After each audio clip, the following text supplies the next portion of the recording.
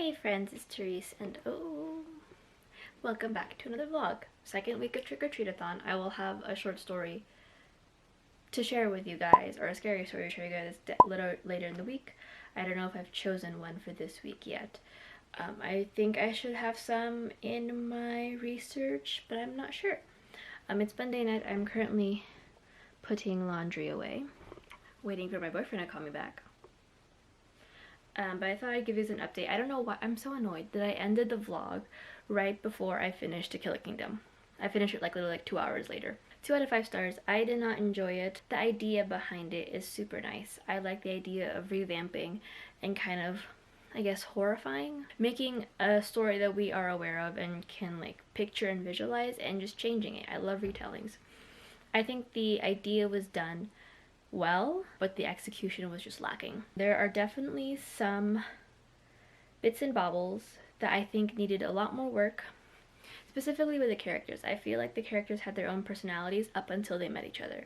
They met and then all the personality just right out the window. But I did finish it, so that means I completed 2 prompts. I forgot which prompts they were, so I'll just throw them up on the screen. But now I am reading Lord of Eternal Night. I started it last night, and this will fulfill the prompt for Dracula, which is read a book with homo or gay undertones. I started it last night and then read more during my lunch. I'm about 109 pages in. I'll probably read more before bed. I'm enjoying it so far. I like the Beauty and the Beast retelling. It's super familiar and I can see a lot of callbacks to it. What is my issue right now, I guess?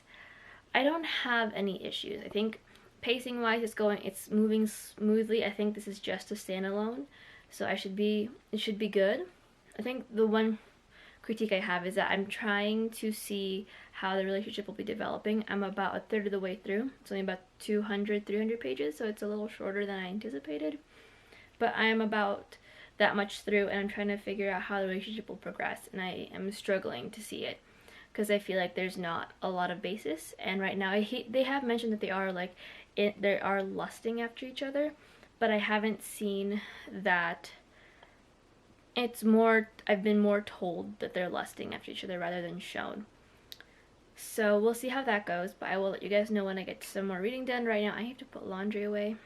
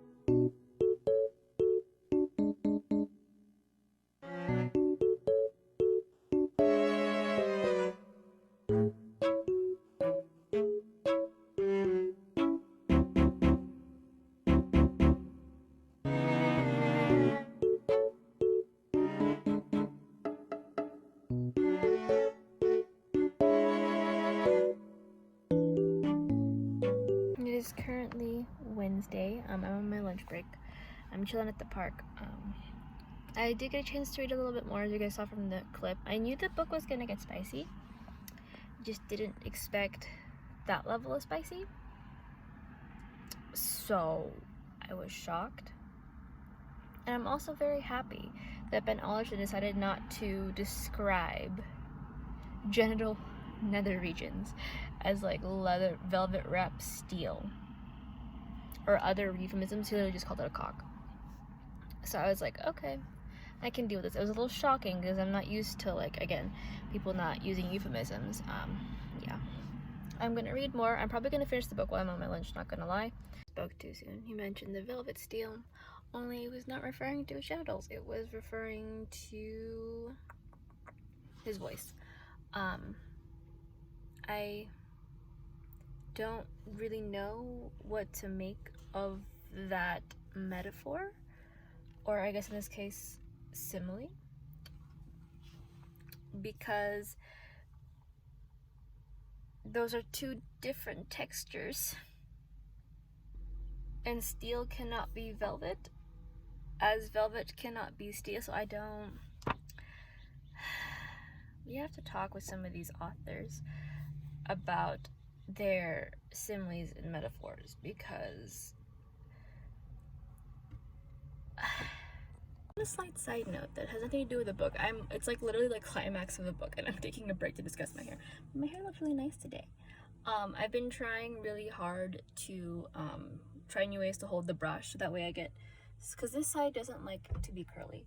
It likes to be a bit more wavy, which is fine. I think it looks fine. It looks a little bit more natural and like more like me that way. That it is imperfect, but it doesn't like to be wavy or curly. And I can get it curly if I wanted to, but I like kind of having it a little bit wavier. So I have been trying new ways to like curl, to like you hold the brush to define the curls. I think I need to try more product next time to really like get the definition in there, but this is really nice. I also really liked how this side looked. It's definitely a lot more curly, and at the bottom kind of breaks off into waves. I really like that. Tangent. It's been like almost a year of me on my curly hair journey, so to get to a point where I'm actually enjoying it means a lot. Back to reading, because I'm literally almost done. So I finished the book. 4 out of 5 stars. I think Ben Alderson, as usual, is a talented writer. He has these amazing ideas and he does very well with execution. I was hooked from beginning to end. Nothing was too difficult for me to not a lot of things were too difficult for me to understand. It's a very accessible read. Definitely not super smutty. There is smut scenes, but it is not smutty. As for things that dinged it and made it very difficult for me to give it the full 5, I felt like there was just a bit of lack in the world building, specifically with the curse. There is a curse placed on the beast, which is in the castle, part of the Beauty and the Beast bit, but there wasn't a true specification as to the extent of the curse, what it does to him specifically, because it does say that like at the end of the year or whatever, he turns into an actual beast, one without restraint or control of personality. So I'm just thinking like a hungry wolf or a bloodthirsty shark, just, you know, head empty, zero thoughts, just in it for the hunt. Was not the case. When it came down to it, it just was more of a Dr. and Jekyll, Dr. Jekyll and Mr. Hyde situation, where the same body, it just seemed like a very different person, and different personalities and different motivations, which is fine. I don't have a problem with, but the description was just a little off-putting to me, because I had an image of what it was going to look like in my head. Like, you know, kind of like newborn vampire, you know, no control at all. Not the case. This version was very controlled, very calculating, different than what I was expecting. Again, fine, but just vastly different. I also felt like the relationship itself needed a couple more page time. It did build from an enemies to lovers, but I feel like there was a little bit of alone time and relationship building that could have happened that would have made their love story a bit more impactful. Just had that oomph to it when the chips were down and things were actually falling apart. I felt like their development of the characters and their personalities and overall like relationship developed well. I just felt like we missed a couple, like maybe like another 50 pages of like just like a dinner where they were spending time together, and there wasn't that that thought of that they were going to kill each other or however. I felt like I was just missing that, and I think it would have really have been solved by adding like an extra 50 pages of just soft moments, interspersed here and there, because a lot of it was a lot of angst, which is fine. I love angst, but we do need those soft moments that really develop and drive home that relationship, which I felt like was a little lacking. But overall, 4 to 5 stars. There is a sequel coming up, but I don't think it's going to follow these two characters. From the looks of it, it's going to be a Hades and Persephone retelling, I think, with more vampires. I think potentially to discover more of this curse or whatever, but doesn't seem to be any plans in the future to really dive into this relationship.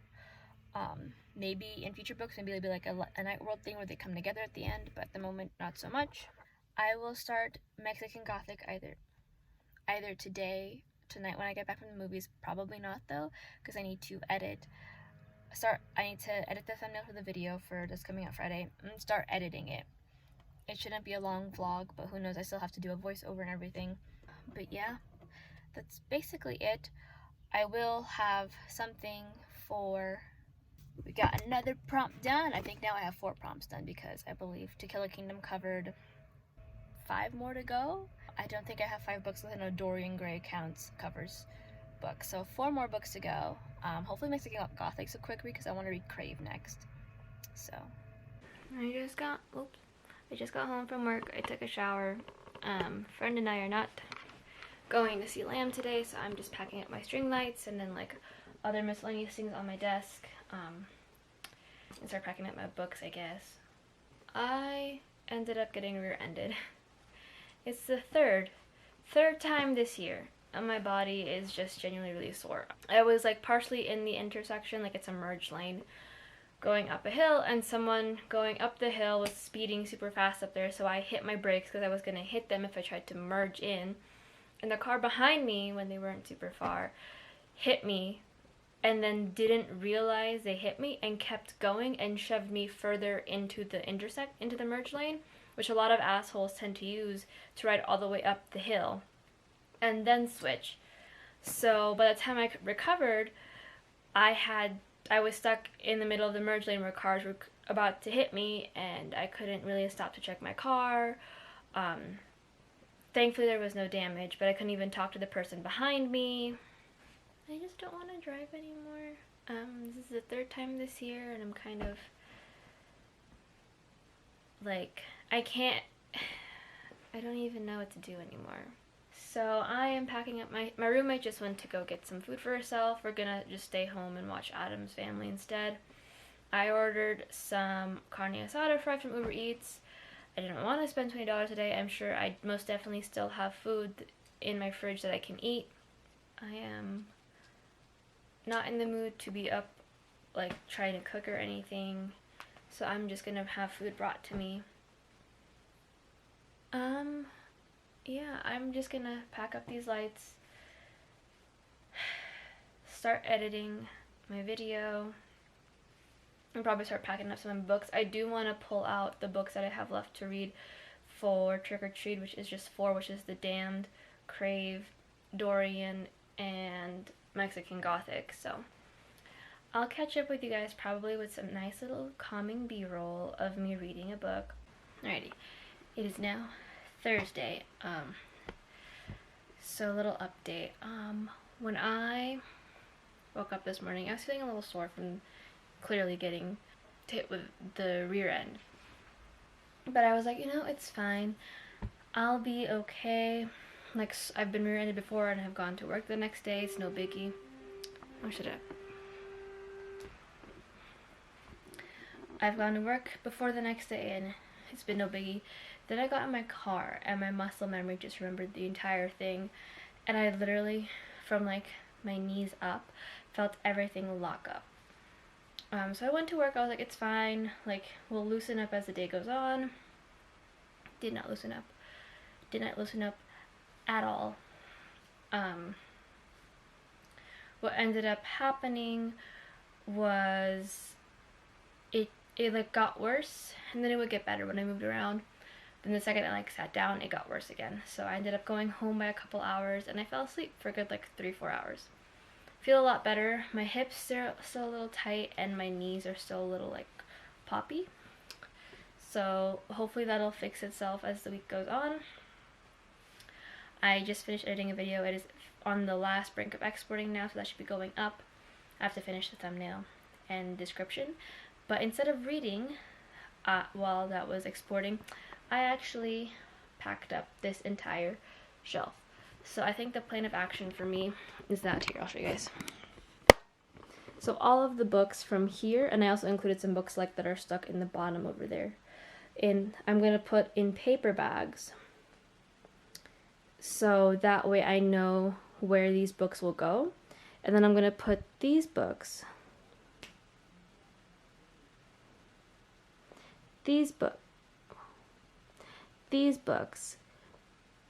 in small boxes, so that way I know that this is all going to go in a shelf.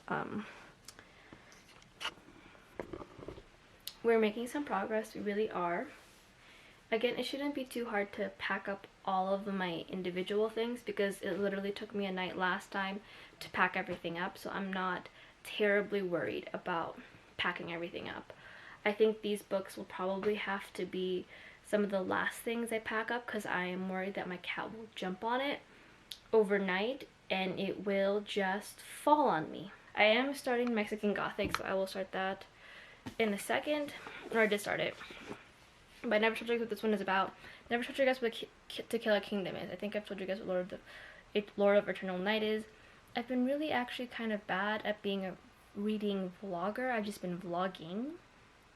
I realized that when I watched when I was editing my first vlog. This is an adult Gothic novel set in 1950s Mexico, following young Noemi, who receives a letter from her newlywed cousin saying she needs help.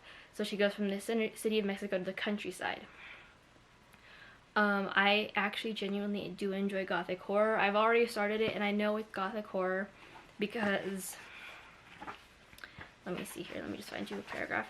It's all huge and flowing paragraphs. So I know it's Gothic horror. I do love me some Gothic horror. I know it's not meant for everyone, which is why I think it's received a few mixed reviews from friends of mine whose opinions typically we line up with a lot of books, as well as friends whose book taste I also line up with heavily, aka TB. He loves this book. So I think I'm probably going to end up really liking this book or falling somewhere in the middle of those two. But I am super excited for this. I am going to start reading this like right now. I just have to work on my thumbnail and my description. But those shouldn't be too bad. So yeah.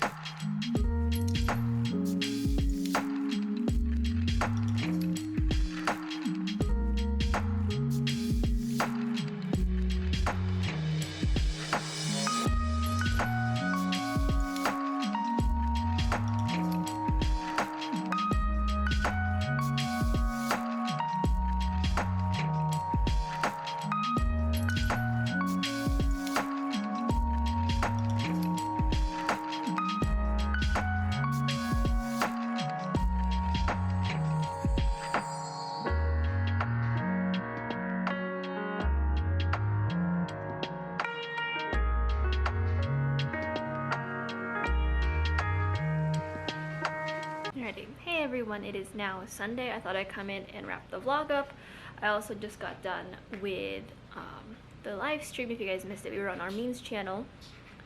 And now I'm just eating lunch. I just finished editing a video, so yeah, thought I would have some free time before church today to wrap this up. I'm in the middle of Mexican Gothic. I am enjoying it. It is definitely true to very more Gothic literature vibes. Lots of subtle spooks here and there, lots of long flowing passages, so I am enjoying. I just think it's missing something, but I don't exactly know what it is missing. Sorry for my hair. This part of my head decides it wants to curl in today, which is never done. My entire head from this half on tends to curl outward, but then the rest of the hair wants to curl out. It's weird. I don't know, so we're just gonna ignore this little weird part. Focus. Friday was date night. We typically have my boyfriend and I have date nights once a month. So we did go out. We went out and ate some pizza at a nice place. I was dressed super cute. Did I take pictures? No. But I was cute nonetheless. And then Friday and Saturday we kind of had a movie night. He had never seen the first Venom. So I was like, we need to see it because I want to see the second one. And then I had never seen Tom Holland's Spider-Man outside of Civil War and Infinity War and Endgame. So he was like, I own them, we're watching them. So we watched them. I am about to go on a miniature rant here, but I stand by with what I originally said once I got to know more of the dynamics between Tony and Peter. I think Steve should have mentored Peter and Tony should have mentored Wanda. Controversial, I know, but let's put it this way. Peter, in the beginning of his movie, wants to become an established hero. He is young, he is impulsive, he is still somewhat silly, but he wants to be seen as an equal. And I think Steve, understanding that underdog status and kind of understanding the need to be seen as something more, as someone capable, would have been able to provide that push that he needed while also giving him a lot of room to grow. And I think it would have allowed Peter to be more tech knowledgeable than what we have seen thus far.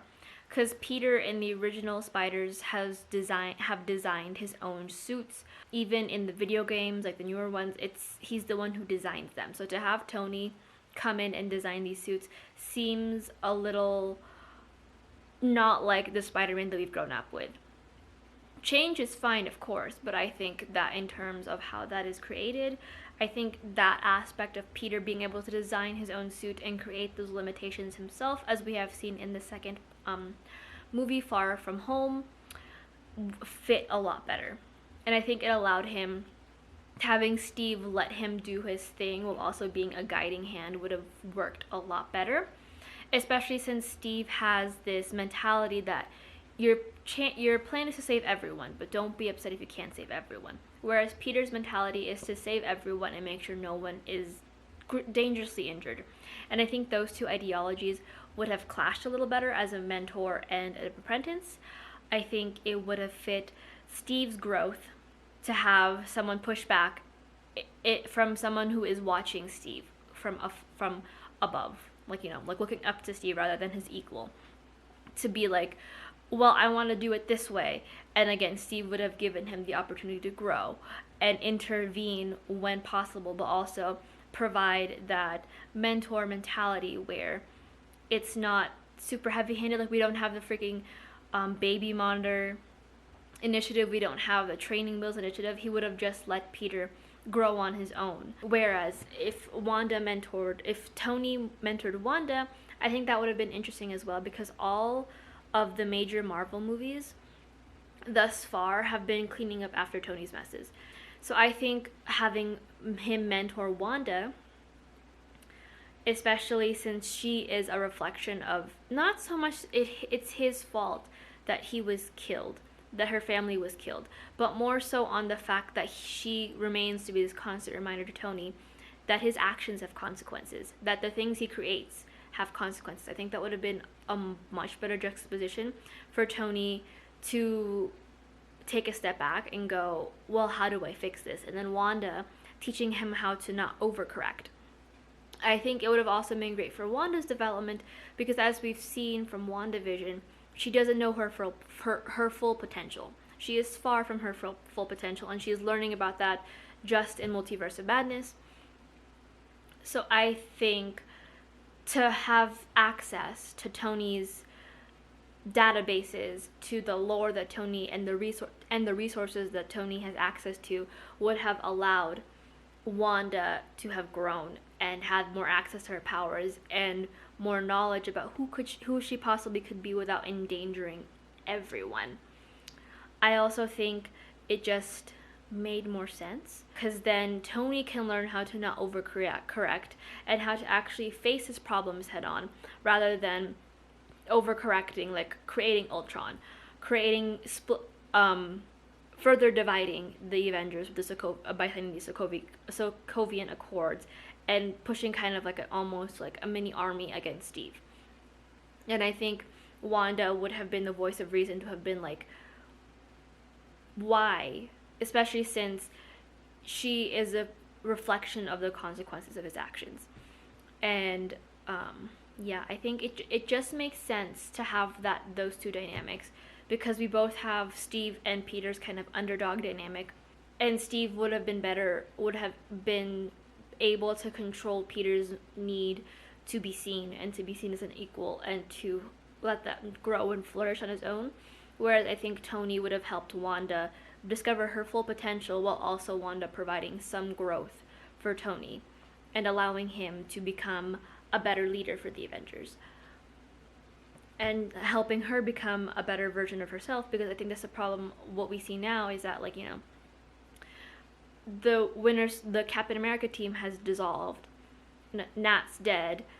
Bucky and Sam are joined together at the hip because of that connection, and then Wanda is left to her own devices, which is like, it doesn't make sense to me, especially since Steve was such an advocate for Wanda growing on her own. So I think that dynamic would have been better. And I think it would have also been interesting to have seen Tony walk into that jail and see the person he's mentoring in that cell and treated so poorly. Especially since he would have a lot more knowledge as to what she would have gone through when she went through those trials with the stones to become who she was. That's just my personal opinion on it. Enough ranting, but like I said, I'd wrap this vlog up, get those thoughts out there. I don't know how many clips I have filmed. I don't know how many clips I have filmed for this vlog. I think it's gonna be a little bit on the shorter end, maybe. I am moving this weekend, so expect a little bit of moving, like hints here and there. I think my boyfriend might be making his first appearance on my channel. He has made a couple appearances like on my socials, so if you guys follow me on there, you'll see him. And he does make appearances on the live shows. He has been a chaotic force. I'm very grateful for his support. So yeah, you'll probably see him. Might see my roommate too. We'll see how she's feeling. But you'll definitely see quite a bit of moving. I have to finish packing. My books are almost done. Clothes are about to get tossed in suitcases and such. So yeah, but I will catch up with y'all in my next video, which should be a book tag, and then my next vlog. So until then, hopefully you guys are having a wonderful week, and if not, hopefully the rest of the week gets better for you, or next week gets better because this goes out Friday. Yeah, bye.